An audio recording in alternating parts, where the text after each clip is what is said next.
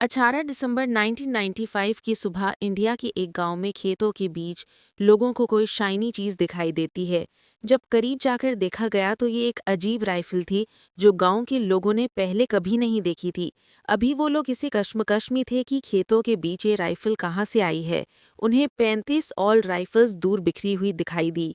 बात फैल गई, पूरा गांव जमा हो गया और पुलिस भी मौके पर आ पहुंची। मामला तब संगीन हो गया जब पास मौजूद एक तालाब में से एंटी टैंक ग्रेनेड्स भी बरामद हुए। ये वाकया इंडियन स्टेट वेस्ट बंगाल में मौजूद पुरुलिया डिस्ट्रिक्ट में पेश आया था, जहां आसमान से गिरने वाले वेपन्स का मामला आज तक एक मिस्ट्री बना हुआ है। गाइज, अगर आपने अभी तक हमारे चैनल को सब्सक्राइब नहीं किया तो प्लीज़ सभी से रिक्वेस्ट है हमारे चैनल को सब्सक्राइब करें। तो चलिए वीडियो स्टार्ट करते हैं। नाजरीन, जब पुलिस ने आसपास के इलाके को अच्छी तरह छान मारा तो कुछ ऑलिव ग्रीन कलर के टूटे हुए बॉक्सेस भी मिले जो पैराशूट के साथ बंधे हुए थे।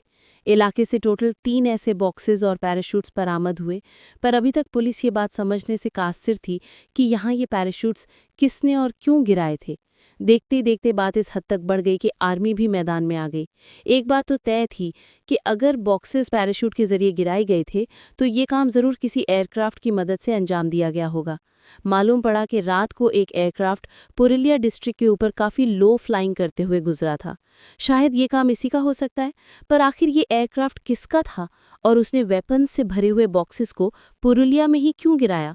इन बॉक्सेस में करीब 3,147 राइफल्स, 9 mm के 25 pistols, 2 snipers, 2 night vision binoculars, 100 से ज़्यादा ग्रेनेड्स और 16,000 गोलियां मौजूद थीं। इन सब का टोटल वजन 4 टन से भी ज़्यादा बताया गया। बात अब मीडिया तक पहुंच चुकी थी और हर कोई सिर्फ एक ही सवाल पूछ रहा था कि 4 टन वजनी वेपन्स पुरुलिया पर आखिर क्यों और किसने गिराए। इन्वेस्टिगेशन हुई, एक दिन पुराने फ्लाइट लॉग्स देखे गए, जिससे मालूम पड़ा कि एक लैट्वियन एयर का एंटोनोव AN-26 एयरक्राफ्ट जो पाकिस्तान के शहर कराची से टेक ऑफ हुआ था, इंडिया के शहर वाराणसी से होता हुआ वेस्ट बंगाल में पुरुलिया के ठीक उसी जगह से गुजरा जहां ये वेपन्स मिले थे और फिर कलकत्ता के ऊपर से होता हुआ इंडियन एयर स्पेस से एग्जिट हो गया। इंडिया से एग्जिट लेने के बाद एयरक्राफ्ट ने थाईलैंड का रुख किया और फूकेट में जाकर लैंड कर गया। पर क्या ये एयर ड्रॉप इसी एयरक्राफ्ट से किया गया था? फिलहाल ना तो इसका कोई प्रूफ था और ना ही इस पर शक करने की कोई ठोस वजह। पर इंडियन एयर स्पेस से निकलने के बाद ये एयरक्राफ्ट एक गलती कर बैठा और इसी गलती की वजह से इंडियन अथॉरिटीज़ को अब इस पर शक होने लगा।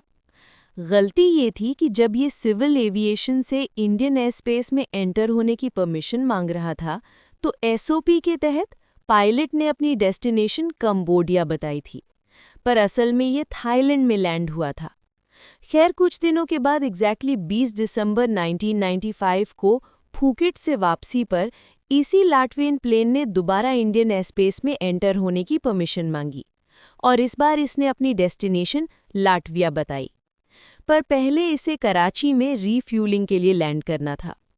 इस बार सारी तैयारी मुकम्मल थी।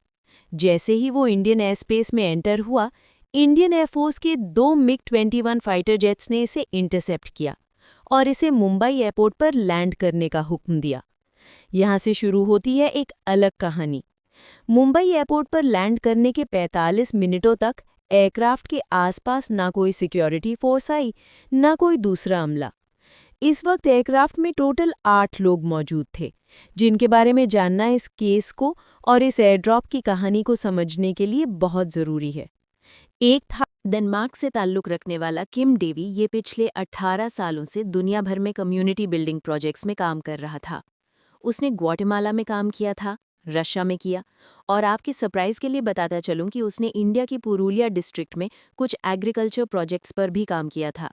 जी हाँ, वही डिस्ट्रिक्ट जहां कुछ दिन पहले 4 टन वजनी वेपन्स एयर ड्रॉप किए गए थे। दूसरा शख्स जिसका नाम पीटर ब्लीच बताया गया, वो यूके का सिटीजन था। ये पहले यूके की स्पेशल एयर सर्विस ग्रुप का मेंबर और एलीट मिलिट्री यूनिट का सोल्जर था। बाद में ये वेपन्स का डीलर बन गया। पर इस वाक़े के कई सालों के बाद मालूम पड़ा कि ये असल में यूके की MI6 एजेंसी का अंडरकवर एजेंट था। तीसरा शख्स एक इंडियन सिंगापोरियन नेशनल दीपक मीनाकुंडा था और ये आनंदा मार्गा नामी एक ऑर्गेनाइजेशन का फॉलोअर था। आपके ताज्जुब के लिए बताता चलूं कि जहां वेपन्स का एयर ड्रॉप हुआ था, उसे थोड़ा ही करीब आनंदा मार्गा ऑर्गेनाइजेशन का हेडक्वार्टर मौजूद था। एयरक्राफ्ट में बाकी 5 लोग क्रू मेंबर्स थे जिनका ताल्लुक लाटविया से था। जब एयरक्राफ्ट मुंबई एयरपोर्ट पर 45 मिनट खड़ा रहा, उसी दौरान डेनिश सिटीजन किम डेवी ने कुछ डॉक्यूमेंट्स उठाए और एयरपोर्ट से निकल गया। और उसके बाद अगले कई सालों तक डेवी का कोई अता पता नहीं चला। डेवी के जाने के फौरन बाद सिक्योरिटी फोर्सेज ने एयरक्राफ्ट को घेर लिया और अंदर मौजूद 7 लोगों को अरेस्ट कर लिया। एयरक्राफ्ट की तलाशी ली गई तो अंदर से पुरलिया में मौजूद आनंदा मार्गा के हेडक्वार्टर की तस्वीर भी मिली और वेपन से रिलेटेड कुछ जले हुए डॉक्यूमेंट्स भी। केस क्लियर था कि वेपन से लैस 3 बॉक्सेस उन्होंने ही गिराए थे। पर सबसे अहम सवाल था कि आखिर क्यों और इस मिशन की प्लानिंग किसने की। पीटर ब्लीच ने दौराने इन्वेस्टिगेशन बताया कि वो वेपन्स का डीलर है और उसको ये ऑर्डर डेवी ने दिया कि बुल्गारिया से वेपन्स का एक कंसाइनमेंट अरेंज करना है, पर उसको ये बताया गया था कि ये वेपन्स बांग्लादेशी मिलिट्री इस्तेमाल करेगी। पीटर ब्लीच का कहना था कि उसको शक हुआ था कि शायद ये वेपन्स इलीगल काम में इस्तेमाल हो सकते हैं और उसने इसके बारे में यूके इंटेलिजेंस एजेंसी को इन्फॉर्म भी किया, पर हायर ऑफिशियल्स ने उसे कहा कि अपना काम जारी रखो। यहाँ पर यह सवाल पैदा होता है कि अगर ये वेपन्स बांग्लादेशी मिलिट्री को वाकई इस्तेमाल करने थे तो उन्हें एयर ड्रॉप करने की क्या ज़रूरत थी, और वो भी इंडियन डिस्ट्रिक्ट पुरुलिया के ऊपर।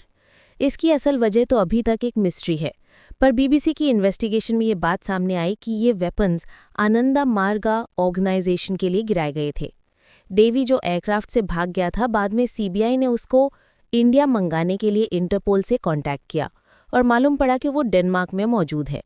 डेवी ने एक इंटरव्यू में बताया कि असल में वो आनंदा मार्गा के लोगों के साथ काम करता था जिन पर वेस्ट बंगाल के गवर्नमेंट के लोग बहुत जुल्म ज्यादती करते थे, और इसी वजह से उसने ये वेपन्स उनके सेल्फ डिफेंस के लिए मंगवाए थे। डेवी के इंटरव्यू से कंट्रोवर्सी तब पैदा हुई जब उसने इंकिशाफ किया कि इस काम में इंडियन कांग्रेस प्राइम मिनिस्टर और रॉ के कुछ लोगों ने उसकी मदद की थी।